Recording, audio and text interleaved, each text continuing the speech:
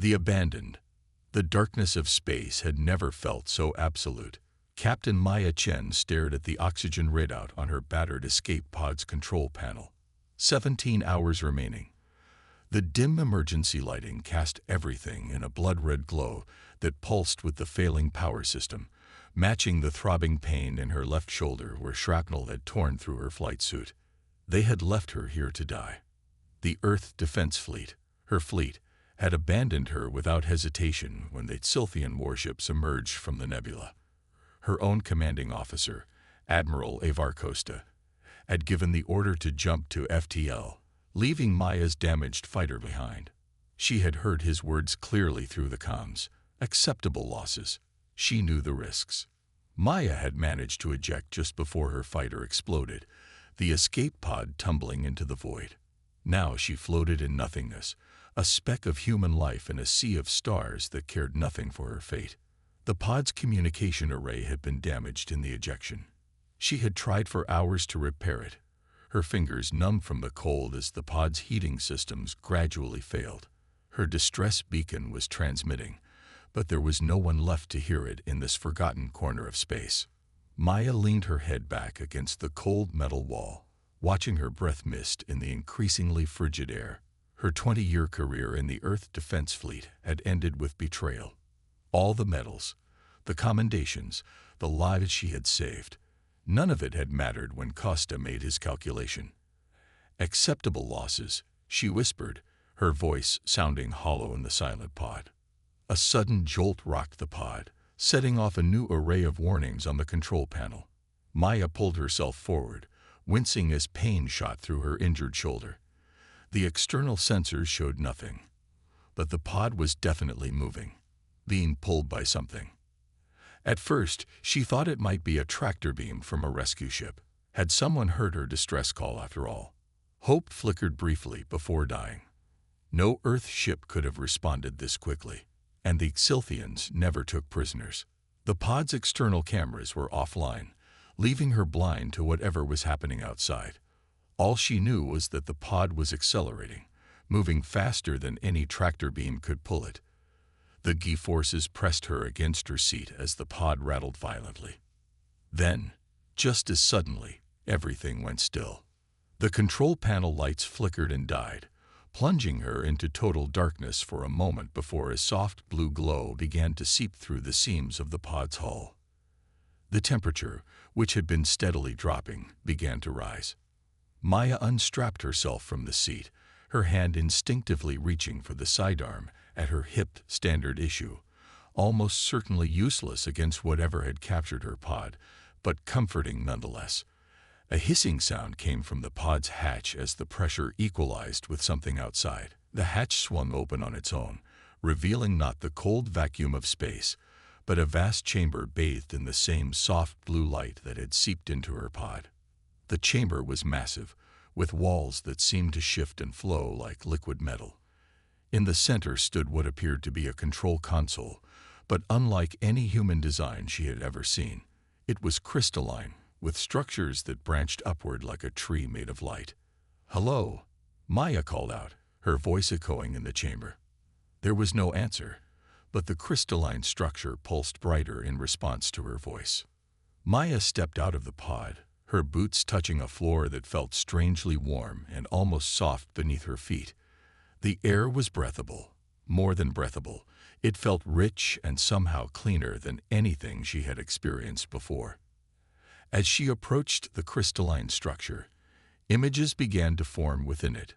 Star maps, diagrams of what appeared to be the vessel she was now aboard, and finally, her own face, rendered in light. Text began to scroll beneath the image, in a language she couldn't recognize at first. Then the symbols shifted, rearranged, and became recognizable. Human identified, critical, injuries, detcted, intervention required. "What are you?" Maya asked, her hand still resting on her sidearm. "I am guardian. I HFY Stories. Your distress activate my protocols." "Guardian? What kind of ship is this?" not ship. Coincidence, vessel of the he vanished ones. Maya's mind raced. The vanished ones. Ancient aliens who had disappeared from the galaxy millennia ago, leaving behind only ruins and mysteries. Earth scientists had been studying their artifacts for centuries, but no one had ever found anything like this, a fully functioning vessel. You were abandoned. Left to die. This violates the first covenant. Before Maya could ask what this first covenant was, tendrils of light extended from the crystalline structure, wrapping around her injured shoulder. She tried to pull away, but the light held her firmly. There was no pain, only a strange warmth that spread from her shoulder throughout her body. She watched in amazement as the torn fabric of her flight suit knitted itself back together, and beneath it, she could feel her wound closing. Repairs insufficient. Your vessel is damaged beyond your capacity to survive alone. The tendrils of light expanded, enveloping her completely. Maya struggled at first, then surrendered to the sensation as she felt the light seeping into her, flowing through her veins like liquid fire. Images flashed through her mind. Star systems she had never seen, civilizations rising and falling across eons, great ships that sailed between galaxies. Knowledge, vast and overwhelming, poured into her consciousness. When the light receded, Maya fell to her knees, gasping. Her body felt different, stronger, lighter. The pain in her shoulder was gone, but so was the familiar feeling of her own skin. She looked down at her hands to see a faint luminescence beneath the surface, as though her very cells had been infused with the same blue light that filled the chamber. Integration complete. We are now Sci-Fi. Maya stood, discovering that she could feel the entirety of the vessel around her, as though it were an extension of her own body. More than that, she could sense the vast knowledge and power now accessible to her. "Why did you do this to me?" she asked, her voice steady despite the shock of her transformation. The first covenant. No CNTIent should die alone and abandoned. The vanished ones created me to enforce this covenant. You were BTRAD. IAKVGIV and you he ends to seek justice. Justice. The word resonated within her. Not revenge. Justice.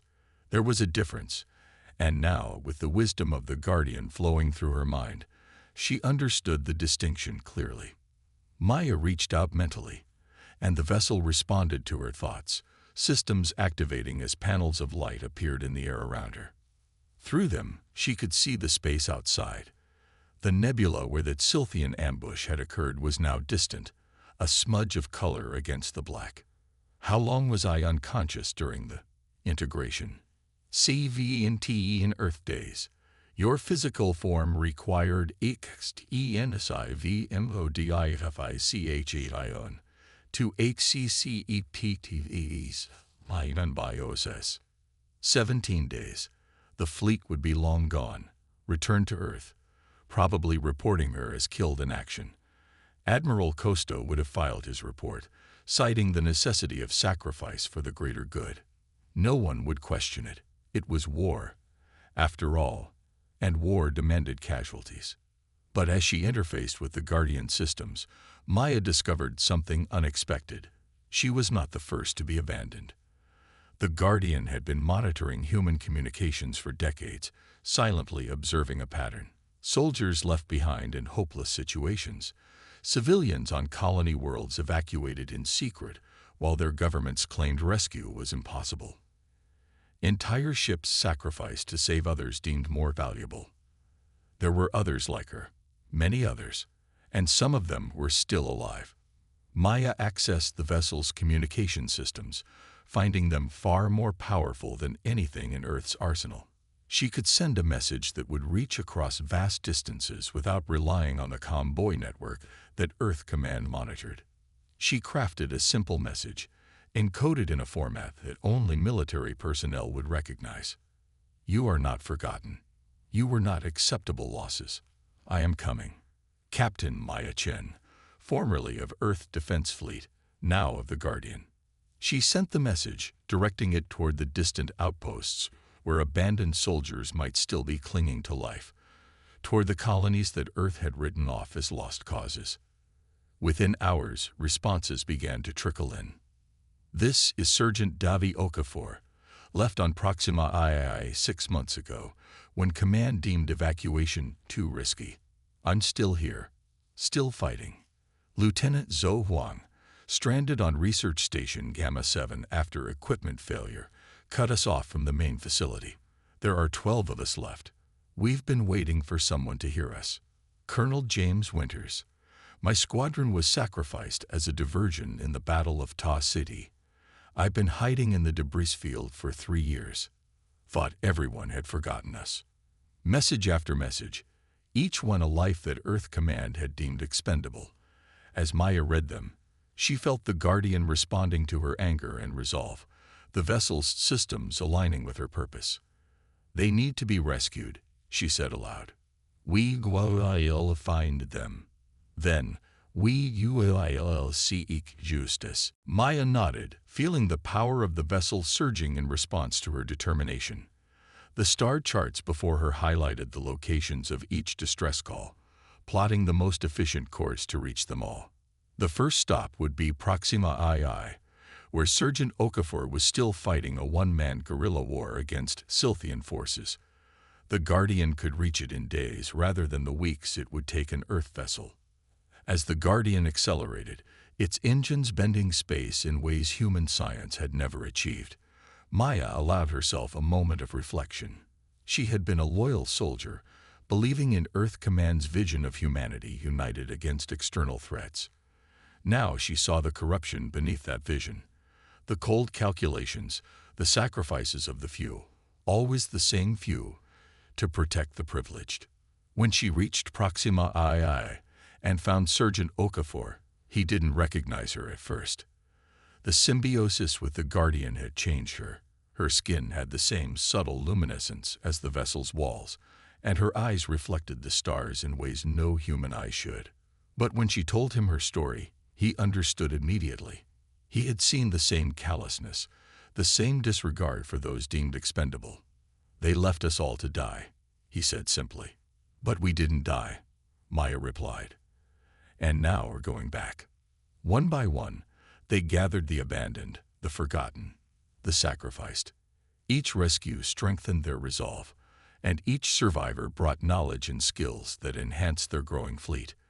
For many of the rescued had found their own ways to survive, adapting alien technology, forming alliances with species that Earth considered enemies. They called themselves the Forgotten, though Maya knew that name would soon become something Earth Command would be unable to forget. As the Guardian ship's power grew with each mind that joined their cause, Maya prepared for the return to Earth, not for revenge, but for accountability, for justice. And as reports reach Earth of mysterious rescues on abandoned outposts, of lost soldiers reappearing with strange new powers, Admiral Costa began to realize that his acceptable losses had returned. And they were coming for him. Part 2. The Reckoning. Admiral Ivar Costa stood on the observation deck of Earth Defense Headquarters, looking out at the fleet assembled in high orbit. 50 warships, the pride of humanity's military might, arranged in a defensive formation that had never been breached. Yet his hands trembled as he read the report on his tablet. Another outpost. He asked the aide standing at attention behind him. Yes, sir. Research Station Delta 9. All personnel evacuated before our forces arrived. Costa's jaw tightened. Evacuated wasn't the right word. Rescued would be more accurate, though he refused to use that term. It implied that these people needed rescuing from their own government rather than from enemy forces. And the same signature. The same ship. Yes, sir. The energy readings match the ones detected at the other sites.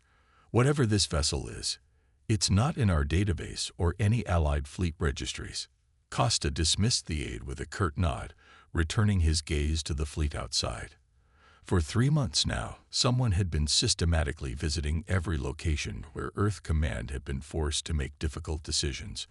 Outposts deemed indefensible, colonies too remote to save, battle zones where sacrifices had been necessary. Each time, the survivors, people who should have died years ago, who had been written off as casualties of a necessary war, disappeared before Earth forces could reach them. At first, Costa had assumed it was a Sylphian psychological operation, designed to undermine faith in Earth Command. But the pattern made no sense from that perspective. The Sylphians gained nothing from these rescues. Then the messages had started appearing on secure military channels, codes that only Earth Command officers should know, but distorted somehow, carrying fragments of conversations that Costa recognized. His own words, taken from mission briefings where he had authorized leaving people behind. Acceptable losses, strategic necessity, greater good. Each message ended the same way: coming home, the forgotten.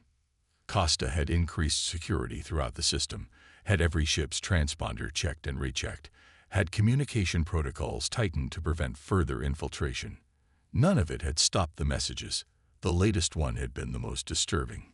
"We see you, Admiral. We know what you did. Not just to us, but to them. The alliance you betrayed. The truth you've hidden. We're bringing it all home." It was signed, Captain Maya Chen. Chen. The name had haunted him for months. She had been a promising officer, decorated, respected. Her loss in the Cygnus Nebula ambush had been unfortunate but necessary.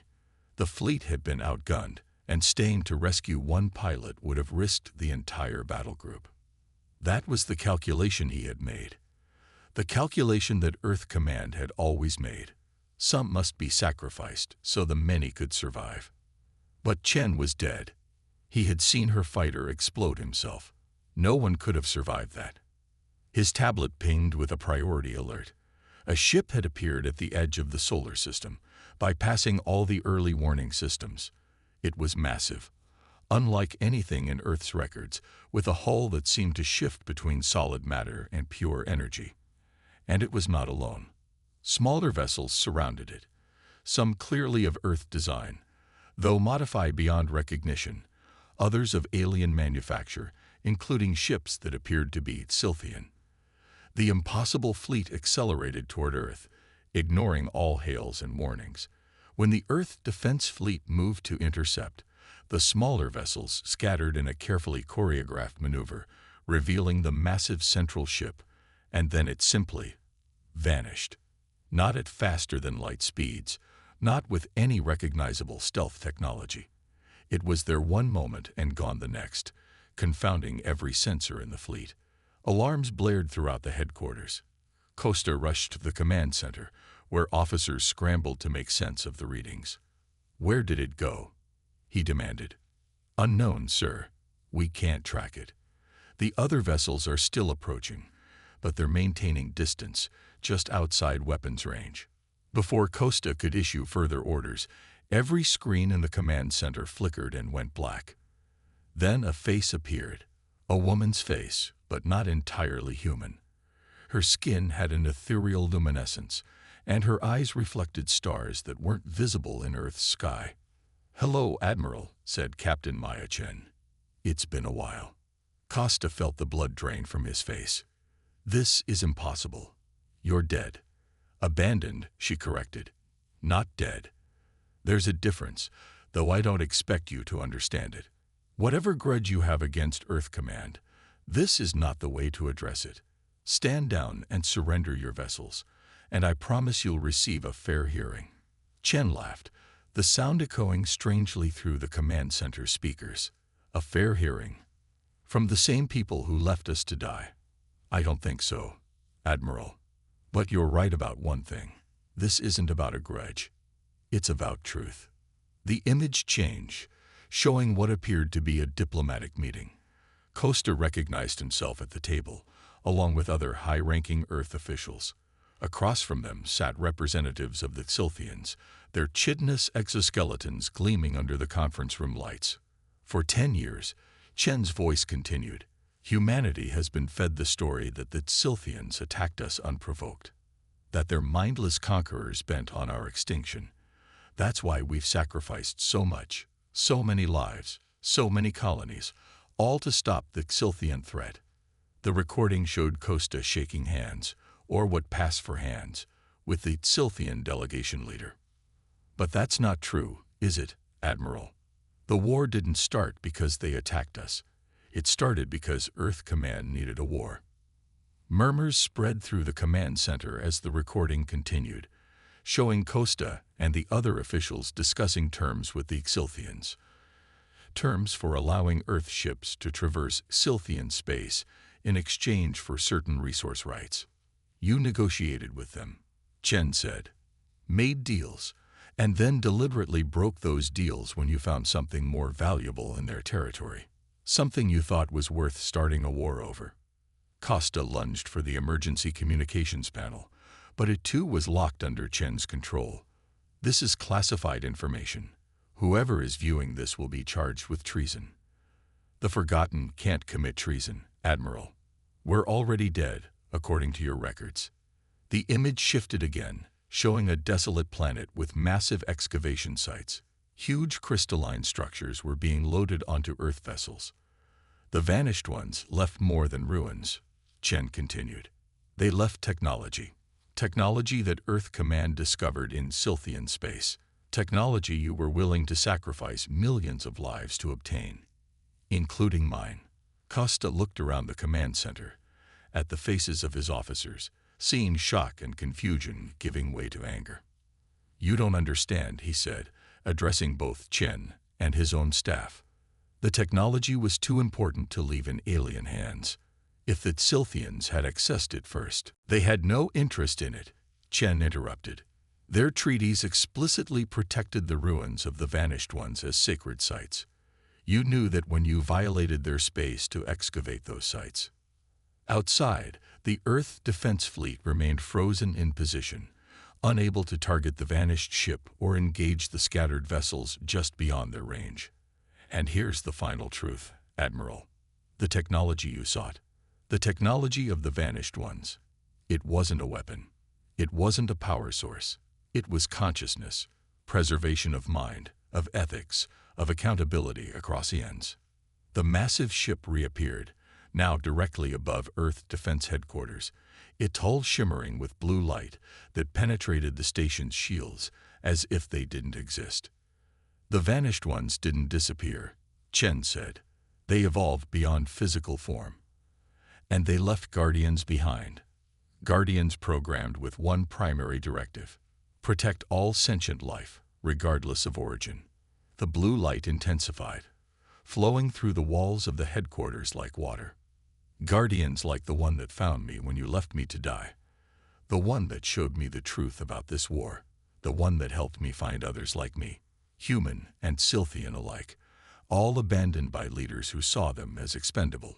Costa backed away from the light, but there was nowhere to run. What are you going to do? Kill us all for revenge? No, Admiral. The Forgotten don't deal in revenge. Chen's image smiled, but it was a smile of determination rather than malice. We deal in accountability. The blue light touched everyone in the command center, and with it came knowledge. Direct, undeniable understanding of the war's true origins, of the decisions made in secret, of the lives calculated as acceptable losses. The Guardian has given each of you the truth, Chen said. Not my interpretation, not Earth Command spin, but the objective reality of what happened. What you do with that truth is your choice. Throughout the Earth Defense Fleet, the same blue light was spreading, carrying the same revelations. On colonies across the system, on outposts and stations, the truth was flowing like water, impossible to contain. And with it came something else, the presence of the abandoned, the forgotten. Not just humans, but Scythians too, victims on both sides of a manufactured conflict. We're not here to overthrow your government or destroy your fleet, Chen continued. We're here to end a war that never needed to happen. To establish a new covenant between all sentient beings in this sector of the galaxy. The light receded, leaving Costa and the others stunned but unharmed. Outside, the scattered vessels that had accompanied the Guardian ship began to transmit on open frequencies, voices of the abandoned speaking directly to the people of Earth, bypassing the military chain of command entirely. "The Sylphians have agreed to peace," Chen said, "not with Earth Command, but with the Forgotten, with those who understand what it means to be sacrificed for political gain. Now we offer that same peace to Earth." Costa found his voice at last. "You'll never succeed. The system is larger than one ship, one revelation. Earth Command has protocols." Earth Command's authority relied on the trust of its people and its soldiers. Chen interrupted. "That trust is broken now. Check your communications, Admiral. Check the responses from your fleet." Costa looked down at his tablet, now functioning again, and saw the reports flooding in. Ship after ship reporting that they would not fire on the Forgotten. Colony after colony declaring solidarity with those who had been abandoned. "It's over, Admiral. Not in fire and destruction, but in truth and reconciliation." The screens in the command center returned to normal, though now they showed feeds from across the system. Humans and Sylphians meeting in peace, the Forgotten being welcomed home by families who had thought them dead, the massive Guardian ship holding position above Earth like a watchful sentinel.